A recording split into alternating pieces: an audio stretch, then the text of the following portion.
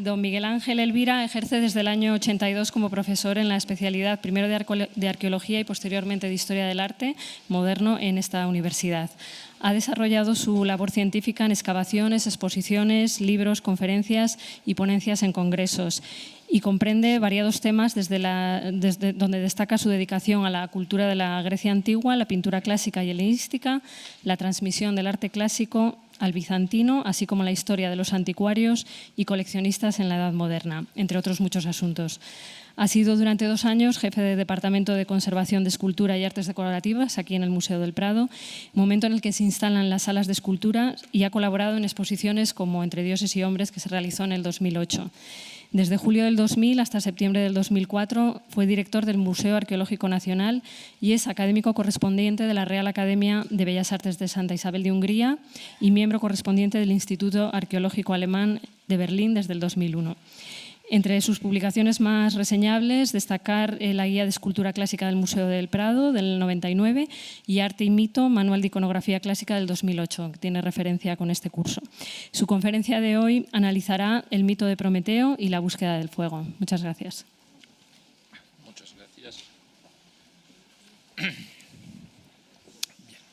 Muchas gracias por tan amable presentación. Muchas gracias por haberme invitado a este ciclo dedicado a la mitología y a la iconografía clásica. Vamos a ver, ¿esto se oye mejor así?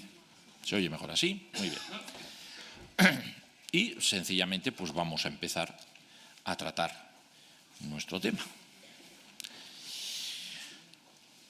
Cuando se estudia a Prometeo, se encuentra uno ante una situación por lo menos atípica. ¿Qué es Prometeo? Realmente lo normal cuando uno se dedica a estudiar mitología es decir, primero vamos a estudiar la mitología de los dioses, después vamos a estudiar la mitología de los héroes. El asunto está cantado. Pero se da uno cuenta de que Prometeo no entra. Prometeo no es un dios. Y eso que en Atenas se hacían unas fiestas en honor suyo, en la que se hacían carreras de antorchas, pero nada más. A nadie se le hubiera ocurrido nunca hacer un templo a Prometeo. Bueno, había un altar, pero nada más. Y en Atenas únicamente. Por tanto, un dios no era. Tampoco era un héroe. Y eso que hubo algún mitólogo que pensó que a lo mejor era un héroe y pensó que no era inmortal y que tuvo que intercambiar la inmortalidad con el centauro Quirón para hacerse inmortal. No, evidentemente no funciona tampoco. No es un dios, no es un héroe. ¿Qué es? Para entender lo que es Prometeo, tenemos que asomarnos a un pretérito bastante remoto. En el Timeo, Platón nos dice que los egipcios despreciaban a los griegos y decían que la cultura griega al lado de la suya era como una niña al lado de una anciana venerable. Y desde luego en los aspectos religiosos tenían toda la razón. Cuando los egipcios adoraban a Ra, a Ptah, a Amón, a Osiris o a Isis, los dioses del Olimpo griego no habían llegado todavía a Grecia. Ni siquiera. Es decir, ¿qué se adoraba en Grecia en la época en que los egipcios construyeron las pirámides? Se adoraban unas deidades neolíticas de la naturaleza, de los astros, que conocemos muy mal, en su mayor parte, que aparecen figuradas en las primeras culturas griegas,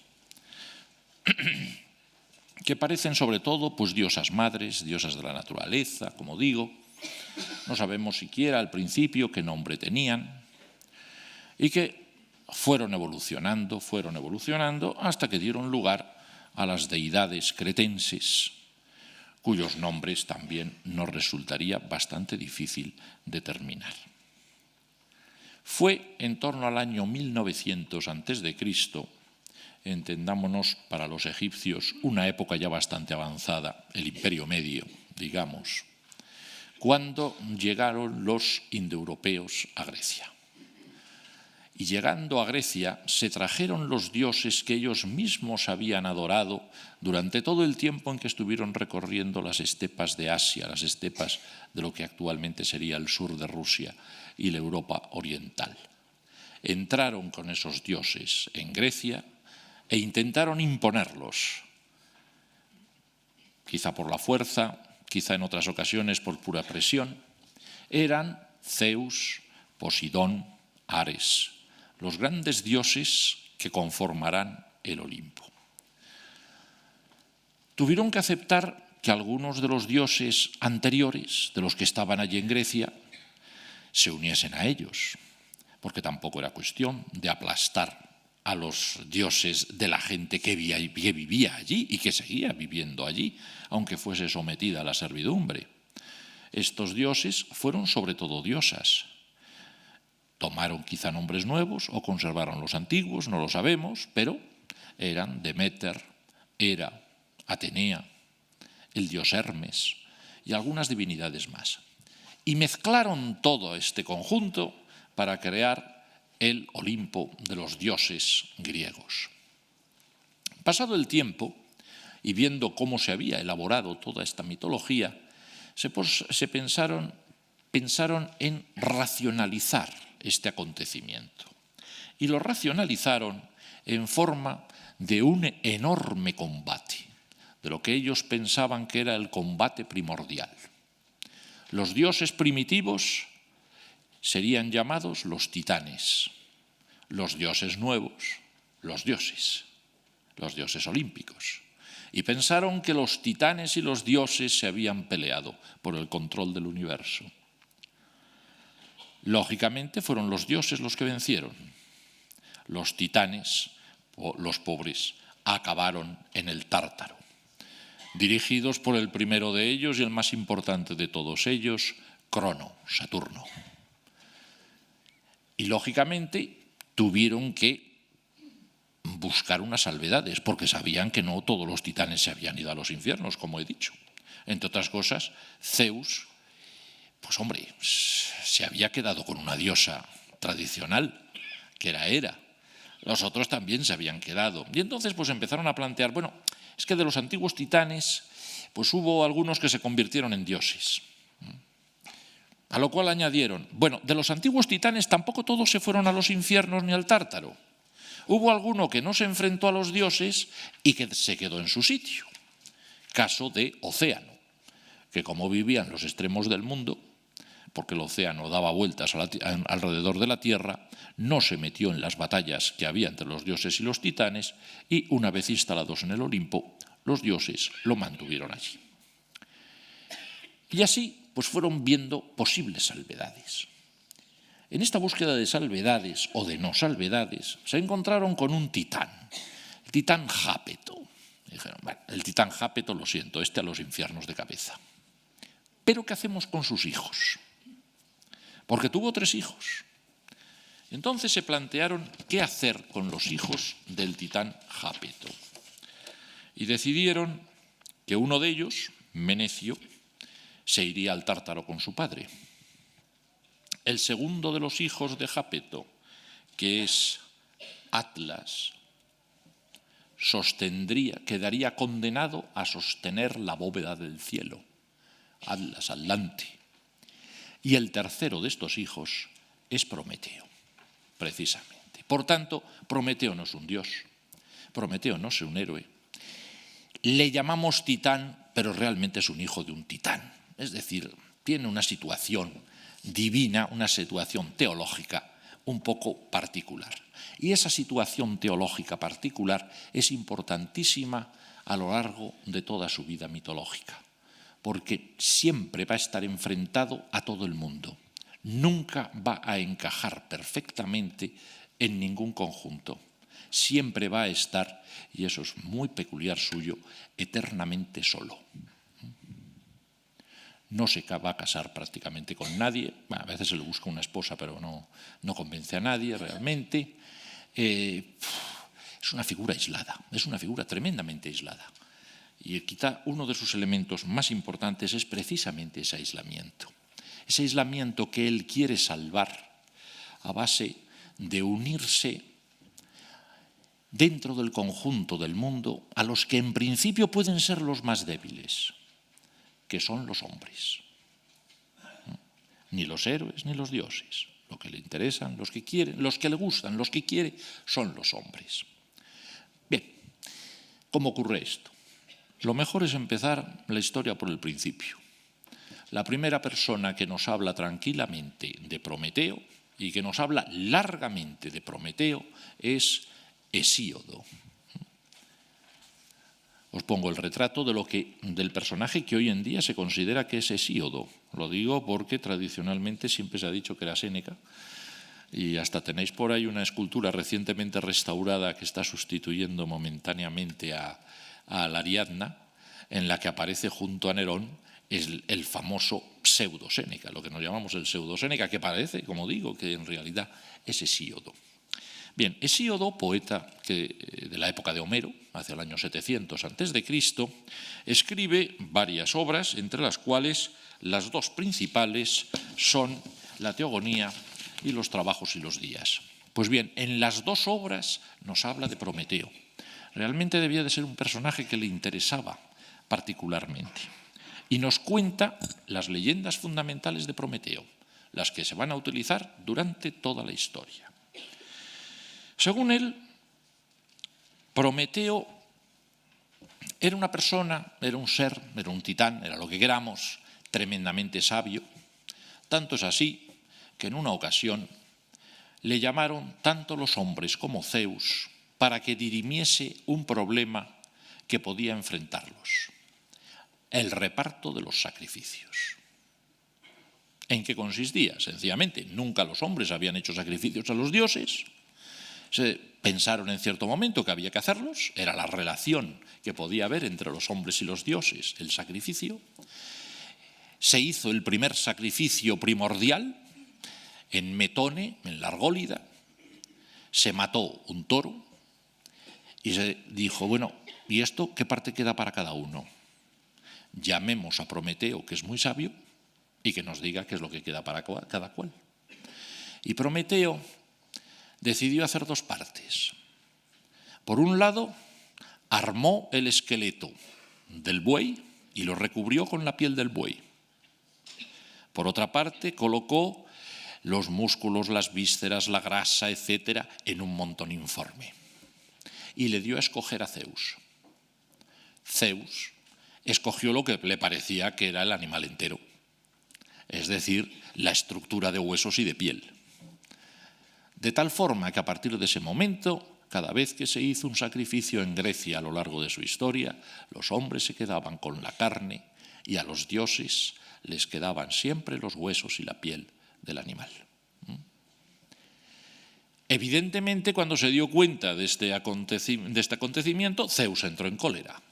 Estimó que le habían engañado. Y además, como él había escogido, no podía volverse atrás. Pero decidió que tenía que castigar. Tenía que castigar a los hombres y tenía que castigar a Prometeo. A los hombres, ¿cómo los castigó? Bueno, les castigó, en primer lugar, arrebatándoles el fuego. Les quitó el fuego. Si tenéis la carne de los animales, os la coméis cruda, lo cual es propio de animales. Por tanto, les prohibió de ese modo comer la carne, les impidió comer la carne. Y entonces Prometeo se fue al cielo, cogió fuego, según dicen algunos, de la forja de Hefesto, y se lo bajó metido dentro de una caña para que no lo viese nadie, y les entregó a los hombres el fuego. Zeus ya verdaderamente no sabía qué hacer para acabar con todo esto. Y dijo, pues vais a enteraros de verdad. Voy a hacer lo peor que pueda hacer con los hombres. ¿Y qué es lo peor que pudo hacer con los hombres? Crear a la mujer, Pandora. Creó a la mujer, Pandora. Y les envió a Pandora. Y con Pandora llegó a los hombres, como dice Hesíodo, la dura fatiga y las dolorosas enfermedades que acarrean la muerte. Y una vez que ya a los pobres hombres los dejó destrozados, decidió ya atacar a Prometeo. ¿Y qué hizo con Prometeo? Lo hizo atar a una columna con irrompibles ligaduras y lanzó sobre él su águila de amplias alas. Esta le comía el hígado inmortal que durante la noche crecía en la misma proporción. Y lo tuvo así durante miles y miles de años, hasta que finalmente decidió que para que su hijo Heracles se luciese, porque realmente lo hizo para eso, le dio permiso a Heracles para que matase el águila y liberase a Prometeo, lo cual supuso, lógicamente, la pacificación, después de muchos años de haber ocurrido el primer enfrentamiento. Bien, ante tales circunstancias, lo primero que nos planteamos es, bueno, y al relatarnos esto, Hesíodo, ¿de qué lado está? ¿Del lado de Zeus o del lado de Prometeo? Pues aquí está Heracles, está liberando a flechazos a Prometeo, pues está del lado de Zeus. Hesíodo se pone del lado de Zeus. Nos describe a Prometeo como mañoso, taimado, capaz de obrar con falaz astucia y de preparar una engañosa treta para burlar la inteligencia de Zeus. Insensata vanidad la suya. Zeus lo sabe todo. Incluso llega a decirnos Hesíodo que hasta fingió ser engañado en lo del sacrificio, porque lo que realmente quería era fastidiar a los hombres. Es decir, tenía ya pensada la figura de Pandora en la cabeza. Por tanto, la postura de Hesíodo es muy particular. Es la postura, digamos, políticamente correcta del indoeuropeo puro, que pone por encima a los dioses de cualquier titán que se les ponga por medio. A nosotros nos puede parecer curioso, porque realmente quizá la primera impresión que tendríamos sería la contraria, pero no, Hesíodo es así. Y cuando el arte griego, ya en el siglo VI a.C., empieza a figurar el mito de Prometeo, lo cierto es que oscila. Realmente no tienen muy claro los artistas arcaicos a qué carta quedarse, de qué lado ponerse. Cuando, por ejemplo, en la copa que hemos visto antes y que ahora la vemos en color, vemos la figura de Atlante, de Aldas, y frente a ella la de Prometeo, atado a su columna y con el águila, notamos que, evidentemente, el artista no nos sabe dar una expresión muy marcada. El arte arcaico es así. Pero el hecho de que los ponga paralelamente o enfrentados el uno a otro quiere decir que los equipara. Es decir, que considera que ambos castigos son castigos relacionados con la titanomaquia y que, por tanto, no hay particular razón de ponerse del lado de ninguno de los dos condenados. Los dos perdieron en la titanomaquia y punto. No hay más. Sin embargo, sí que es curioso que precisamente en estas épocas, en el siglo VI a.C., más que figurar a Prometeo atacado por el águila, lo que prefieren los artistas es figurar la escena en la que Heracles libera a Prometeo. ¿Por qué? Porque para ellos es, digamos, la escena agradable, la que vuelve a la armonía del cosmos, la que supera la dicotomía y el enfrentamiento entre Prometeo y Zeus y acaba en la tranquilidad, en el perdón, en el acceso de Prometeo al Olimpo, es decir, en la tranquilidad de todos. Es la armonía universal, que es lo que realmente se busca al final del mito. Y así seguimos. Y seguimos así hasta el siglo V a.C. En el siglo V a.C. ha cambiado la literatura, ha cambiado el mundo del conocimiento de la mitología, y entramos, en concreto, en el mundo del teatro. Es la época de la tragedia. En Atenas, en la Atenas democrática, se desarrolla la tragedia y dentro de esta tragedia, el primero de los grandes trágicos, como todos sabemos, es Esquilo. Y Esquilo realmente sintió una verdadera pasión, un verdadero interés por la figura de Prometeo. Tanto es así que hizo varias obras de teatro sobre el tema de Prometeo. La primera, sabemos que fue un drama satírico llamado Prometeo encendedor del fuego, del cual sabemos poco, sencillamente que la trama era que Prometeo traía el fuego del cielo, se encontraba con los sátiros y había un montón de diversiones con los sátiros que se quemaban con el fuego, daban saltitos y cosas de este tipo. Ese era el tema. Pero la idea de Prometeo volvió a él y 15 años más tarde, ya en su vejez, Esquilo realiza 2 tragedias para formar una trilogía, una tetralogía. Hace 2 tragedias sobre Prometeo, 2 tragedias que tenían que representarse sucesivamente, la una y después un pequeño descanso y después la otra. Esas 2 tragedias son el Prometeo encadenado y el Prometeo liberado. Evidentemente, está claro, las 2 tragedias trataban de los 2 temas fundamentales. El Prometeo encadenado era el momento del castigo de Prometeo, el Prometeo liberado trataba del momento en el que Heracles va a liberar a Prometeo, es decir, se salvaban perfectamente la dicotomía de la leyenda.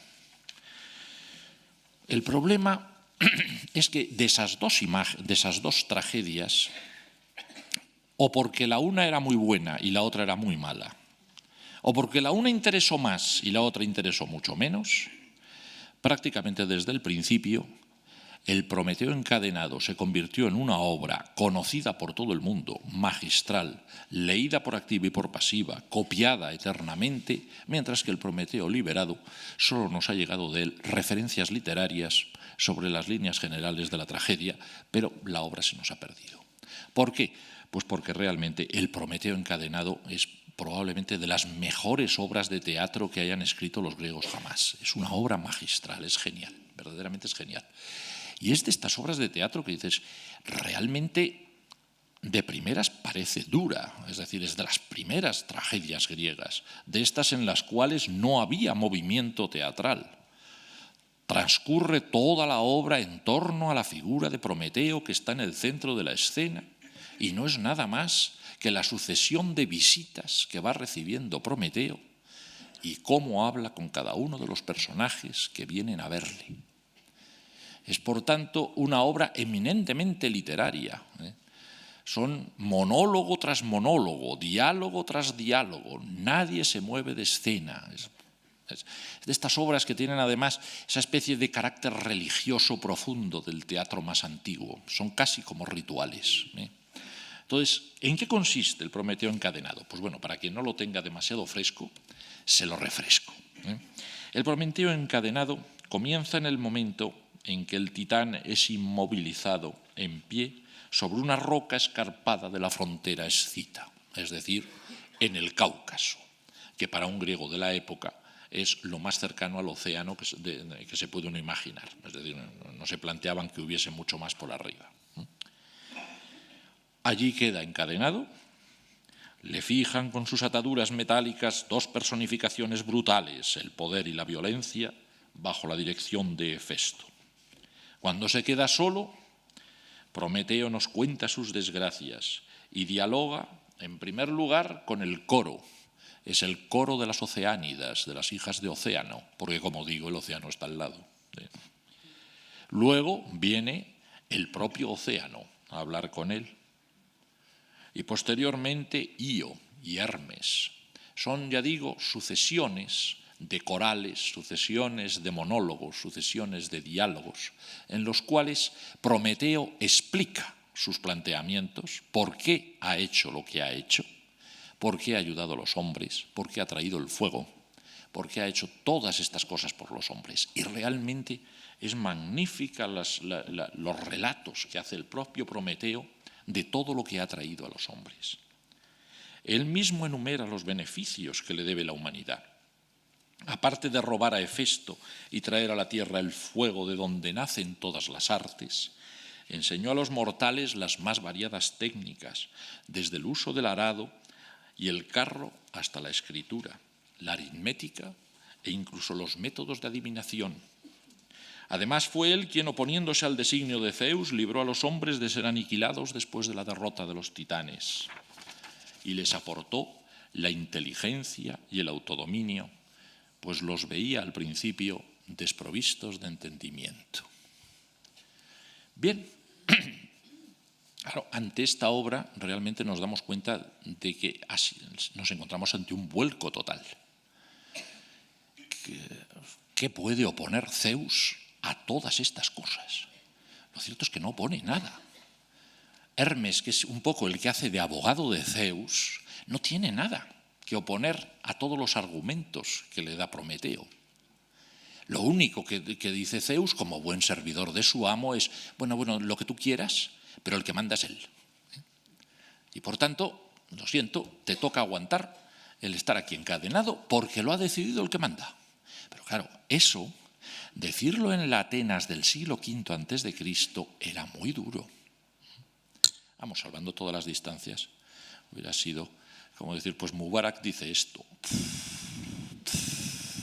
No me salto el problema. El problema es claro, estamos en una democracia y el que sobre escena se nos diga taxativamente que Zeus es un tirano, utilizando la palabra griega tirano, cuando hacía 50 años que se había echado a los tiranos de Atenas, añadir que gobierna con nuevas leyes sin someterse a regla alguna y que tiene un carácter inaccesible y un corazón inexorable, realmente es muy duro. Y cuando al final tiene que aceptar hasta el propio Hermes que ni siquiera los dioses aceptan el proceder de Zeus, y Hefesto dice al encadenar al titán que lo hace muy a pesar suyo, porque le parece que es injusto, realmente es que se está poniendo muy en duda la legitimidad del poder de Zeus. Es verdaderamente, ya digo, esta tragedia, cuando la lee uno, dice uno, ¿cómo esto se pudo representar en una escena? Hombre, se pudo representar por una razón muy concreta, porque se sabía que esto causaba sensación en el público y hacía esperar que era lo que pasaba en la siguiente tragedia. Claro, la siguiente tragedia es la que sirve para rehabilitar a Zeus, claro. En la siguiente tragedia es este Zeus terrible, que aparece, que inspira los peores sentimientos, acaba plegándose a las condiciones de Prometeo. Porque Prometeo le dice, bueno, como me te sigas teniendo aquí subidito y atadito, te va a ocurrir una cosa muy mala que yo me la sé porque soy muy inteligente, por eso soy Prometeo, y si no me sueltas no te la digo. Y entonces Zeus no tiene más remedio que capitular. Le dice, ¿qué es lo que me tienes que decir? Ah, pues me sueltas. Bueno, vale, te envío a Heracles. ¿Pero qué me tienes que decir? Bueno, suéltame. Y una vez que la ha soltado le dice, te tengo que decir lo siguiente. Estás muy encaprichado de una Nereida llamada Tetis. Pero si tienes amores con Tetis y nace un hijo, está dicho que el hijo será más importante que su padre. Tú sabrás. Ante eso Zeus estimó que, bueno, mejor dejar a Tetis tranquila, mejor buscarle un maridito más o menos de medio pelo, y se le buscó, pues sí, a un maridito, a un hombre, a un mortal llamado Peleo, de tal forma que cuando Tetis tuvo un hijo, el hijo fue evidentemente más importante que su padre, fue Aquiles. Pero claro, Aquiles no era nada más que un mortal. Era un héroe, no planteaba problemas teológicos ni posibilidades de acceso al Olimpo y de sublevación contra Zeus. Ese era el tema, por tanto. Por tanto, el final del conjunto trágico acababa en una especie de pacificación general, como digo, la idea de la vuelta de la armonía al Olimpo y todo lo que se quisiese. Pero claro, el problema con el tiempo es que cada vez se olvidó más el tema de la segunda parte y se quedó más aislado el tema de la primera, de la tragedia primera. Durante la antigüedad no ocurrió, pero lo que sí ocurrió durante toda la antigüedad es que la imagen de Prometeo que pervivió en la mente de los hombres, tanto en Grecia como en Roma, es la imagen de la representación de una tragedia. Prometeo aparece muchas veces en el arte griego y romano, a partir de ese momento encadenado en su roca, en una roca que en muchas ocasiones hasta se nota que es una roca de escenografía. En este caso concreto es manifiestamente una roca de escenografía y hasta el actor está vestido de actor, con falda larga, como le correspondía a los actores en la época. En otras ocasiones no, es una roca que quiere parecer más roca, y siempre pues aparece Heracles, pero aparece siempre un poco de lado, en segundo término. La figura principal manifiestamente es la figura de Prometeo. En época romana es curioso que hay una variante, pero una variante solo literaria, de Luciano, pero muy interesante por lo que vamos a ver en el futuro. Luciano, como buen romano, se le ocurre que en vez de encadenar a una roca a Prometeo, lo mejor que se puede hacer es crucificarlo. Si es romano, es romano. Entonces se le ocurre la idea de que Prometeo en realidad está encadenado a una cruz. Ya digo que iconográficamente esto no tiene importancia ahora, pero ya veremos que pasarán siglos y la gente volverá a Luciano. Es decir, interesará esa teoría que se le ha ocurrido a Luciano. Bien, con esto ya tenemos unos cuantos esquemas en torno a nuestro personaje. Pero estamos al principio. En el siglo IV a.C. se plantea a la gente por qué Prometeo podía tenerle tanto cariño a los hombres. No se comprende, es decir, no da nunca Prometeo una razón de por qué en un enfrentamiento entre los hombres y Zeus se pone del lado de los hombres. Y ese problema, que no estaba solucionado, se viene a unir a un problema muy típico de la filosofía del siglo IV a.C. y sobre todo de la escuela platónica. Es en la escuela platónica cuando se plantea en Grecia por primera vez en serio y con ganas de resolverlo un problema primordial, el de la creación del mundo. Por primera vez se les ocurre a los griegos que todo esto que tenemos aquí, el mundo, pudo haber una época en que no existiese y que a lo mejor tuvo que haber una inteligencia que lo crease. A Platón, a nadie se le había ocurrido, por ejemplo, la idea de que Zeus hubiese creado el mundo. Eso no se le ocurre a nadie porque todo el mundo sabía que llegó Zeus a Grecia cuando ya en Grecia estaban hasta los hombres. Es decir, Zeus es posterior a los hombres, si nos empeñamos. Con lo cual, no cabe pensar en esto. Entonces, es a Platón al que se le ocurre que una figura de una especie de dios filosófico al que llama el demiurgo. El demiurgo habría sido una especie de, ya digo, de dios filosófico, de entidad abstracta pero inteligente, que habría creado el mundo. Y paralelamente, posiblemente en su mismo ambiente, se le pudo ocurrir a alguien decir, pues ya está. Si Prometeo se llevaba tan bien con los hombres, es sencillamente porque Prometeo fue el creador de los hombres. Y eso es lo que justifica el que se dedicase después a protegerlos durante toda su existencia. Si no hubiesen sido obras suyas, ¿qué le hubieran importado? Y entonces se crea la idea de que Prometeo fue el creador de los hombres. Y a partir de época helenística empezamos a tener gemas, por ejemplo, en las cuales Prometeo empieza a estar realizando un maniquí que lo va componiendo, lo va haciendo de barro, hasta completar la figura del ser humano. Y luego se plantea otro problema. Bueno, vale, Prometeo hace el hombre, pero ¿qué pasa con el alma? Problema muy interesante también en esa época. Se plantea el problema del alma. La cantidad de estudios que hizo Aristóteles sobre los problemas del alma, esos son enormes. Y entonces se siguió discutiendo qué pudo ocurrir. Prometeo, vale, le ponemos el cuerpo, pero para animar ese cuerpo hay que meterle un alma. ¿Quién le mete el alma? Y entonces, en época romana, nos encontramos con que es relativamente común pensar, sobre todo en los sarcófagos, que mientras que Prometeo hace los monigotes humanos, es Minerva, Atenea, la diosa de la mente. Al fin y al cabo, Minerva es la diosa de la mente, como su mismo nombre indica, la que le introduce a los hombres el alma. Alma que aparece siempre figurada como psique. Psique en la iconografía es o bien una mariposa o bien una niña con alas de mariposa. Aquí vemos cómo está entregando una mariposita a los monigotes, a los muñecos que acaba de construirle Prometeo. Esto pues realmente nos mete por primera vez en el Prado.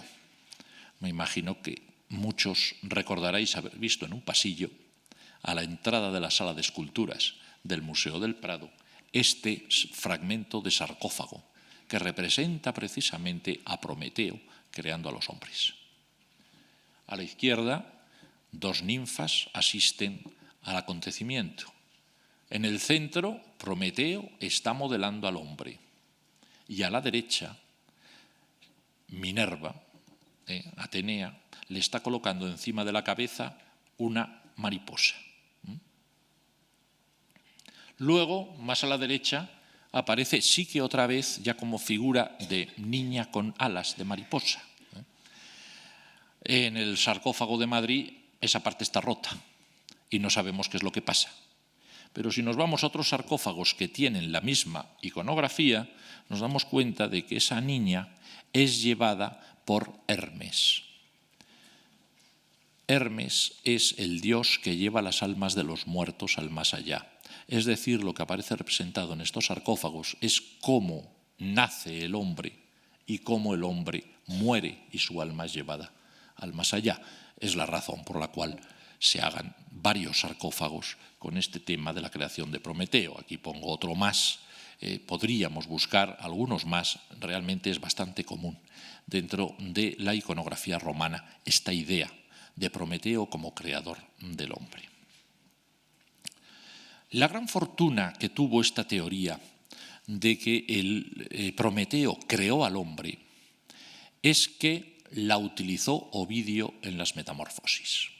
Al principio de las Metamorfosis, cuando habla de los orígenes del mundo, Ovidio nos habla de que el hijo de Jápeto modeló el primer hombre. Y eso fue impresionante, fue una cosa de enorme importancia. Como bien sabrán, después de todo este ciclo que están escuchando, Ovidio es una figura fundamental para el conocimiento de la mitología. Se puede decir que es el único gran literato clásico que se leyó durante toda la Edad Media. Y por tanto las metamorfosis de Ovidio se conocieron durante toda la Edad Media, casi siempre a través de lo que se llaman los Ovidios moralizados, es decir, la poesía de Ovidio comentada para buscar paralelismos entre los mitos clásicos y el cristianismo. Evidentemente, cuando cogemos estas miniaturas de los Ovidios moralizados, nos damos cuenta de cómo debió de fascinarles a los tratadistas cristianos el tema de la creación del hombre por Prometeo. Aquí tenéis, por ejemplo, cómo se imagina el origen del mundo. A la izquierda, el demiurgo crea el cosmos. Hay que fijarse, ese demiurgo tiene hasta un nimbo con una cruz, es decir, la alusión es directa a Dios Padre. Y luego a la derecha aparece Prometeo creando el primer hombre. Un Prometeo que aparece casi figurado con la imagen de un filósofo, de un profesor de la época. Esa es una alusión a la que a la que nos referiremos inmediatamente, porque es otra de las imágenes que se van a tener de Prometeo. Efectivamente, todas estas leyendas, muchas de ellas se van perdiendo, salvo la de Ovidio, hasta que finalmente las recupera todas enteras el gran autor de la primera gran mitología del Renacimiento, que es Boccaccio. En la genealogía de los dioses gentiles, Boccaccio recupera todos los datos de todos los escritos antiguos a los que tiene acceso. Y cuando tiene que tratar de Prometeo, pues habla de todo lo que tiene a mano. Evidentemente, tiene a mano a Ovidio. Tiene a mano a otros autores, Luciano, etcétera, etcétera. A los que no tiene a mano, es curioso, es a Hesíodo y a Esquilo. ¿Por qué? Porque hablan en griego.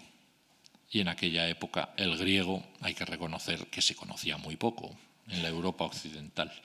los conoce únicamente a través de otros textos latinos intermedios, de comentaristas latinos intermedios, y no los puede usar mucho. Pero a cambio conoce a otros autores, a mitólogos, mitógrafos tardíos, romanos, entre los cuales hay uno que es muy interesante, es Fulgencio el Mitógrafo. Fulgencio el Mitógrafo es un autor que trabaja, que escribe en el siglo V, ya en época casi paleocristiana, se puede decir, pero que al hablar de Prometeo plantea una teoría muy curiosa, que es la de que Prometeo creó al primer hombre, lo modeló, y después no sabía qué hacer con él. De tal forma que se le apareció Atenea, se le apareció Minerva, y le dijo, ¿qué haces con este muñeco? Pues nada, que no sé qué hacer con él. Me gustaría darle lo mejor que le puedan dar los dioses. ¿Tú me podrías dar lo mejor que les pueden dar los dioses? Y Minerva le dijo, pues yo no tengo ni idea de lo que es eso, pero si quieres te subo al Olimpo, escoges y lo que más te guste se lo das a este monigote. Y entonces subió con ella al cielo y allí se dio cuenta de que lo que más le gustaba y le parecía que iba a ser más útil para el hombre era el fuego de los rayos del sol. Cogió fuego de los rayos del sol, bajó con el fuego de los rayos del sol, se lo aplicó a la escultura y la escultura se movió. El fuego de los rayos del sol era el alma. Ese tema se mantendrá en el Renacimiento. Aquí tenemos una imagen, por ejemplo, en la cual en la parte central arriba vemos cómo Prometeo coge el fuego de las ruedas del carro del sol y después baja y a la izquierda le aplica la antorcha al pecho de su estatua para que así se ponga en movimiento. Eso es un tema que, ya digo, en el Renacimiento fascina. Aquí tenemos otro caso.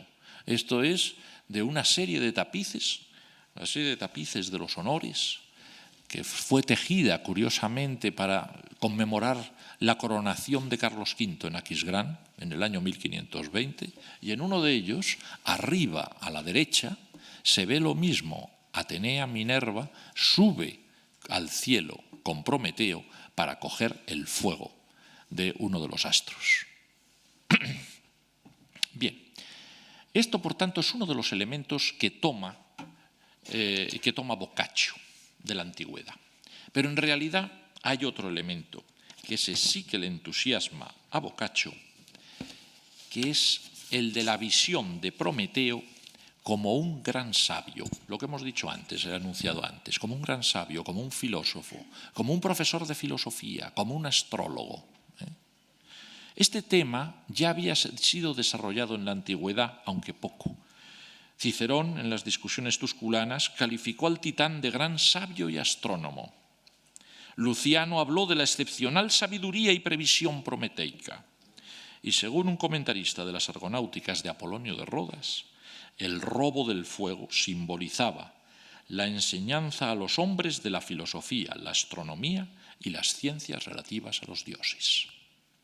Por tanto, he aquí que Prometeo se convierte en el filósofo primordial, en el padre de todos los humanistas, en el patrón de todos los humanistas.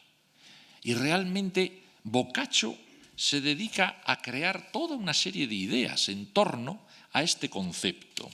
Boccaccio vio en Prometeo al hombre que supera las penalidades para lograr el fuego celeste del sol, símbolo del conocimiento espiritual. Si deseamos profundizar nuestros conocimientos, nos dice, nos aislamos como él lo hizo y casi parecemos robar el saber. Además, la sabiduría viene de la rueda del sol, esto es, del regazo de Dios. Y Prometeo introdujo la instrucción en el pecho del hombre de barro, es decir, del ignorante. En una palabra, el Titán fue, entre comillas, un eminente profesor de filosofía. Y el tormento del águila que sufrió no es sino el símbolo de la larga fatiga de la meditación. ¡Hala! Asombroso.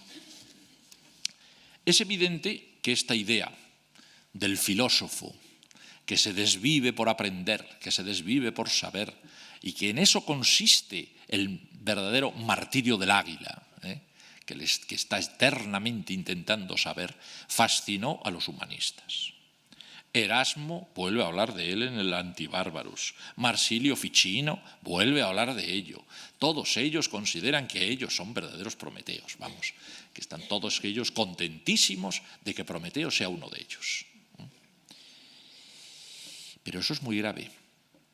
Eso es muy grave. ¿Por qué es muy grave? Porque llega un momento, en torno a 1520, en que el humanismo quiebra. ¿Por qué quiebra? Acabo de mencionar a Erasmo, acabo de mencionar a Marsilio Ficino.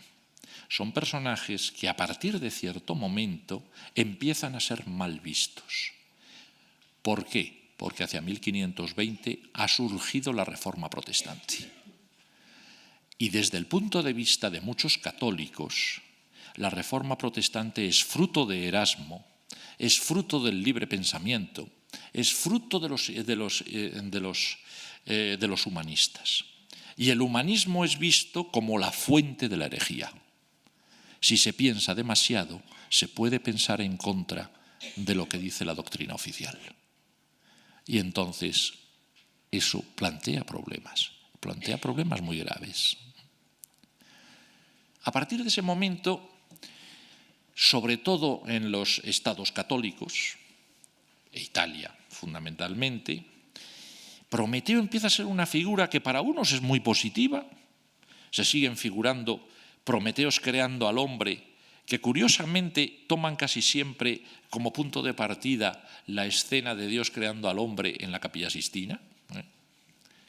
Se les puede seguir viendo a Prometeo yendo a buscar con Minerva el fuego, pero también empieza a haber personas que ven a Prometeo como un personaje negativo que bien merecido se tiene que le esté pinchando el hígado el águila. ¿Por qué? Porque es un hereje. ¿Por qué? Porque ha querido saber demasiado. Porque no se debe querer saber demasiado. Hay que sencillamente escuchar lo que dicen los que te dicen lo que tienes que pensar y no otra cosa. Y esto es muy curioso porque lo encontramos como una veta muy particular del Renacimiento italiano. Uno de los grandes difusores de la teoría es un autor que fue leidísimo en la época, que es Alciato. En los emblemas de Alciato, cuando se busca aquel que trata de Prometeo, nos lo encontramos en distintas ediciones. Como es sabido, los emblemas de Alciato se publicaron en primer término en 1534 en latín.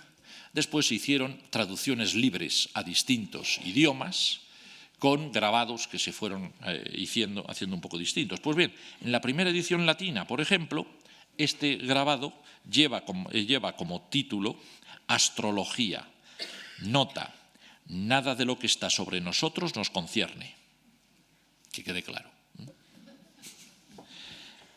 Y con la siguiente advertencia: son roídos los pechos de los sabios que intentan conocer la ordenación del cielo y de los dioses. Vale. En cuanto a la traducción castellana, que la tenemos aquí, dice: él su voluntad culpa vana y loca, crecerle su penar continuo viendo, cual crece el de los que saber presumen las ciencias que los ánimos consumen. Por tanto, mejor no querer saber nada. Más aún, ahondando en la materia, el gran mitógrafo de pleno Renacimiento, que es Natale Conti, en su mitología, publicada en 1551, da un paso más. Según dice Esquilo, ya en esa época Esquilo empieza a conocerse, y él está de acuerdo, el Titán indica el paso de la etapa más primitiva de la humanidad a los refinamientos de la civilización. Vale, estamos de acuerdo hasta ahí. Ahora bien, Natale Conti sigue. Pero los males les vienen a los hombres precisamente de esos refinamientos, que traen aparejado el afán de enriquecerse, y con él la aparición de los latrocinios y de las guerras. En último término, el tormento de Prometeo es el símbolo de sus remordimientos por haber cometido el robo del fuego. Más aún, el deseo de lujo y abre comillas, ya lo dice taxativamente, el deseo de lujo ha creado muchas herejías, y si se apartan la avaricia y la ambición de riquezas y comodidades, fácilmente desaparecerán todas las herejías, y habrá para todos los pueblos un Dios único, una sola religión, un solo pastor, un solo rebaño. Vamos, una espada, un imperio, vamos, como era el famoso verso, una corona, un imperio y una espada, que es el ideal, lógicamente, de la época. Tan inspirado está Natale Conti cuando escribe este párrafo, que sigue y dice, por cierto, y ya que estoy hablando de esto, voy a introducir un poema en latín que he escrito contra Lutero y sus sicarios y que hace al caso en este momento. En una palabra, hete aquí que Prometeo ha pasado a convertirse en el prototipo ideal de la Reforma protestante. Vale, cosas curiosas que pueden ocurrir. ¿Pero qué supone esto? Que evidentemente hay toda una tendencia en Italia contraria a Prometeo y particularmente deseosa de ver cómo Prometeo lo pasa mal, cómo el águila se come el hígado de Prometeo. Lo que para algunos podía haber sido el martirio de Prometeo, para ellos es la correcta ejecución de un reo que se lo merece. Y entonces nos encontramos una serie de autores que van a entretenerse en ver el morbo de Prometeo. Aquí tenemos, por ejemplo, un grabador, Sebastiano dei Valentinis, que en 1588 nos hace este grabado en el cual Prometeo aparece manifiestamente caricaturizado. Es decir, es un personaje que aparece antipático, caricaturizado, sencillamente. Pero no solo eso, sino que se van a ir mezclando en el siglo XVI otras dos tendencias que tenían tradición antigua, pero que no se habían manejado mucho. La primera es el morbo del hígado, el morbo de la herida, del águila rascando el hígado del difunto. Tenemos referencias de que hubo cuadros en la antigüedad que insistían en este aspecto, pero insistían en este aspecto como marcando la pena que causaba en el espectador ver el estado en el que se encontraba Prometeo. El caso más típico lo tenemos en la novela Leucipa y Clitofonte de Achille Stazio, que fue traducida al italiano precisamente a mediados del siglo XVI por Ludovico Dolce, y no es casualidad que Ludovico Dolce, por lo que vamos a ver después, sea amigo de Tiziano, amigo personal de Tiziano. Por tanto, es un texto que debió de conocer Tiziano perfectamente.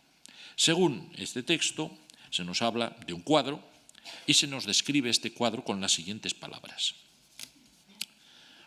Para hacernos un poco la idea, imaginemos esta gema clásica. Prometeo está sujeto a la roca por cadenas de hierro y Heracles aparece armado con arco y lanza.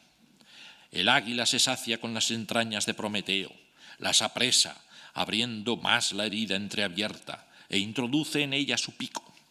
Parece ahondar la llaga y buscar el hígado, mientras que hunde sus garras en el muslo de Prometeo. En las ansias de su dolor, éste se retuerce entero, contrayendo su costado y doblando ese músculo hacia el vientre. Para desgracia suya, de este modo acerca el águila a su hígado. El otro pie aparece rígido por completo, presa del espasmo, y los nervios se tensan hasta la punta de los dedos. Más detalles aún indican su sufrimiento. Arquea las cejas, contrae los labios, enseña los dientes. El espectador se ve incitado a la piedad, como si la propia pintura sufriese. El autor clásico, el autor antiguo, debió de hacerlo para incitar a la piedad, pero claro, desde el punto de vista italiano es, uy, qué morbo. Esto a ver cómo lo podemos reproducir. Esa es una de las posibilidades. Pero a ello se añade el que en el siglo XVI se va a mezclar la iconografía de Prometeo con otra, en principio, muy parecida, que es la de Ticio. Ya me imagino que alguno, con lo de Tiziano y Ticio, empieza a darse cuenta de por dónde van a ir los tiros. ¿Quién es Ticio? Ticio fue un gigante que concibió irrefrenable deseo de violar a Latona, lo que hizo que los hijos de Latona, a saber, Apolo y Ártemis, lo asaeteasen, murió, fue a los infiernos y fue condenado en los infiernos. Virgilio nos describe su condena de forma muy clara. Está acostado, cubriendo 9 yugadas enteras con su cuerpo. Un monstruoso buitre situado en su pecho le roe con su corvo pico el hígado siempre vivo y las entrañas que crecen sin cesar. Como os daréis cuenta, evidentemente, aquí hay una reconstrucción de un cuadro clásico, de un cuadro del siglo V que lo reproducía. En el centro está la figura de Ticio, con su águila, con su buitre. Hay quien dice águila, hay quien dice buitre, encima de él. Claro, en principio, pues la semejanza del castigo es evidente. He de decir que ya algún autor antiguo, como Propercio, se olvidó en sus elegías que Prometeo había sido liberado por Heracles y pensó que Prometeo seguía en los infiernos junto con los demás condenados del infierno. Es decir, que algún autor clásico ya mezclaba las dos figuras, no las tenía muy claras cuál era la una y cuál era la otra. Un artista antiguo no se hubiera equivocado nunca, porque Prometeo tiene que estar adosado a una roca o a una cruz o a lo que queramos, pero vertical, mientras que Ticio tiene que estar tumbado. Pero lo cierto es que Ticio es una figura tremendamente secundaria en la mitología. Hace falta ser un poco erudito para saberse la figura de Ticio. En la antigüedad, que yo sepa, solo se conocen 2 imágenes de Ticio en todo el arte antiguo. Es realmente muy raro encontrar la figura de Ticio. Por tanto, en el Renacimiento, lo único que tenían los artistas eran los textos, y sobre los textos se dedicaban a trabajar. Y es curioso que en el siglo XVI se crean 2 famosos Ticios, pero 2 famosos Ticios que pueden servir de Prometeos. El primero es un dibujo de Miguel Ángel, que se conserva en Windsor y del cual se hicieron grabados que lo difundieron por todas partes en la impresa de Beatrice. Este es el grabado, nos muestra cómo era. En ningún momento el dibujo de Miguel Ángel dice si eso es Ticio o es Prometeo. Beatrice da por sentado que es Ticio, como se ve en la inscripción de abajo. Titius, tal, tal, tal, tal, tal. Pero es curioso que este grabado, que ya digo, se difundió muchísimo, unas décadas más tarde lo coge entre sus manos Rubens, hace una figura y la llama Prometeo, lo cual quiere decir que realmente se oscilaba entre las 2 iconografías. La siguiente, todos la conocemos, está en el Prado. Es el Ticio de Tiziano. El Ticio de Tiziano. El Ticio de Tiziano fue Ticio. Y eso lo digo desde ahora. Fue Ticio. Y lo digo porque hay todavía mucha discusión en ciertos autores acerca de si esto es Ticio o es Prometeo. Es Ticio por una razón muy concreta, porque el encargo se lo hizo doña María de Hungría para el Palacio de Banch. Y le hizo un encargo, le hizo a Tiziano un encargo de los distintos condenados a los infiernos. Con lo cual Tiziano aquí claramente lo que quiso hacer fue un Ticio. Y para que quedase claro, lo puso tumbado. Para que quedase claro, aquí lo siento, pero no se ve bien. Lo digo que no se ve bien, pero por la parte de arriba ese color azulado no tiene que ser color azulado, tiene que ser color gris. Insisto en ello porque es el gris que se atribuye a los humos del interior de los infiernos. Y por lo demás, pues no es nada más que un Ticio. Ahora bien, antes de que este cuadro se marchase a Banch, se marchase a Bélgica, el entorno, los discípulos de Tiziano, le hicieron alguna copia. Y sobre esas copias se hicieron grabados posteriormente. Grabado de Cort, el grabado de Rota. Si nos fijamos en cómo es esta obra y lo comparamos con el grabado de Rota, nos damos cuenta que Rota y Cort también le han añadido 2 atributos más. A la izquierda, abajo, hay una antorcha que el original no tiene. Y en la parte de arriba, toda una serie de nubes y un cielo con nubes. En una palabra que ha hecho Rota y que ha hecho Cort, le ha añadido 2 atributos típicos de Prometeo. ocurre al aire libre y la antorcha manifiestamente es una alusión a Prometeo. ¿Por qué lo hizo Cort? ¿Por qué lo hizo Rota? Muy probablemente porque como Ticio era un personaje tan tremendamente secundario, si se quería vender el grabado, era mejor hacer un grabado de un personaje famoso, como era Prometeo. Esa es la razón únicamente. Pero lo cierto es que durante mucho tiempo, y casi hasta hoy, bueno, se puede decir que hasta hoy, ha seguido la discusión de qué es lo que hizo Tiziano, si hizo un Ticio o hizo un Prometeo. Y lo cierto es que los pintores posteriores, hasta el barroco, siguieron utilizando este modelo tanto para hacer Ticios como para hacer Prometeos. Les sirvió para todo. Bien, la serie de los Prometeos terribles acaba con este, que es probablemente el más aterrador de todos los Prometeos que jamás se hayan hecho. Este que tenemos aquí, que es el Prometeo de Salvator Rosa. Salvator Rosa, cuando enseñó en Roma este Prometeo, en torno al año 1637, parece que causó sensación. No se había visto cuadro más morboso en la vida. Evidentemente no hay la más mínima simpatía por Prometeo. Es un hereje que se tiene merecida la hoguera y lo que le echen, sencillamente. Yo he leído algunos estudios sobre este cuadro porque realmente impresiona. La primera vez que lo ve uno, impresiona, hay que reconocerlo. Y se han hecho estudios, curiosamente, hasta de qué libro de anatomía tomó el señor Salvator Rosa todos los intestinos que aparecen ahí reflejados. Sin embargo, hay que reconocer que este cuadro marca prácticamente el punto final de la tendencia en contra de Prometeo. Realmente, ya en pleno barroco, las guerras de religión estaban lejos, los problemas de los enfrentamientos se iban quedando un poco fuera y la figura de Prometeo empezó otra vez a tomar otro cariz, a tomar otros aspectos.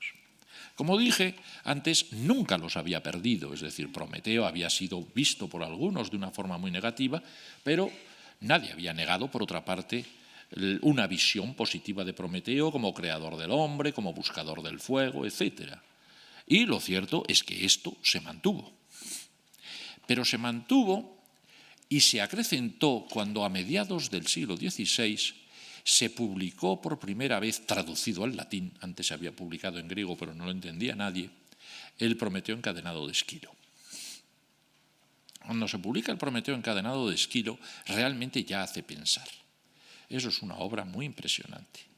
Y sobre la recuperación del Prometeo encadenado de Esquilo, entonces surgen iconografías en las cuales realmente Prometeo aparece con toda su energía, con todo su vigor, como un personaje muy consciente de lo que hace, aunque sepa que le van a castigar. Dentro de ese contexto están los Prometeos que bajan el fuego del cielo. Se hacen en el Renacimiento, como este de Polidoro de Caravaggio, o se hacen, y este le tenéis infinitamente más conocido en el Museo del Prado, el de Rubens. Prometeo no aparece negativo, muy por el contrario, aparece sombrío, sabe que lo que está haciendo le está jugando mucho en ello, pero lo hace consciente, y mirando de reojo a Zeus y como desafiando a Zeus. Eso es verdad. No solo eso, sino que llegando más lejos, cuando se lee el Prometeo encadenado de Esquilo, evidentemente la imagen que nos da Prometeo es la de un verdadero redentor del género humano. Y lógicamente, en el Renacimiento, la idea de redentor del género humano está relacionada directísimamente con la figura de Cristo. Si a ello se añade aquel dato que vimos en Luciano de que podía estar crucificado, la solución era maravillosa. Hagamos Prometeos crucificados. Y nos encontramos algunos pintores, italianos unos, de otros lugares otros. Esto es de una pechina de un palacio italiano de mediados del siglo XVI, en los cuales Prometeo aparece como un Jesucristo realmente. Esto lleva a veces a unos verdaderos Jesucristos. Fijaros esta obra, este dibujo de Karel van Mander. Realmente es una escena del Prometeo encadenado de Esquilo. Prometeo aparece en una cruz, como decía Luciano, y acaba de despedir al océano que ha venido a saludarle. Es decir, es la escena que hemos visto. Pero es una escena que a mí me gustaría saber en qué circunstancias concretas la hizo Karel van Mander. La hizo hacia 1600, todos lo sabemos. La ambientó, y lo vemos claramente, en Flandes o en Holanda. Tiene hasta los típicos puentecitos holandeses, estos de madera, etc. Yo estoy medianamente convencido de que aquí puede llegar a haber hasta una sátira política. Es decir, Prometeo es el salvador de Flandes frente al perverso Zeus, llamémosle Felipe II o Felipe III. Es decir, es posible que hasta haya una sátira política detrás de esto. Y luego esta beta seguirá. Y seguirá, pero seguirá, ya lo siento, ya no tengo tiempo, ya no puedo llegar más lejos, en una de las fases más interesantes para la figura de Prometeo, que es cuando el Prometeo encadenado de Esquilo, en 1770, es decir, a fines del siglo XVIII, es traducido por primera vez a las lenguas vivas. Se traduce al francés e inmediatamente todas las lenguas europeas traducen el Prometeo encadenado de Esquilo. Ya no hay que consultarlo ni en griego ni en latín. Todo el mundo le interesa esa imagen. Pero claro, todo ha cambiado. En 1770, el Prometeo encadenado de Esquilo ya no es lo que era en el siglo XVII. Prometeo pasa a ser el símbolo de la Ilustración, de la rebeldía, de la revolución, el símbolo del progreso que lucha contra las tendencias retrógradas.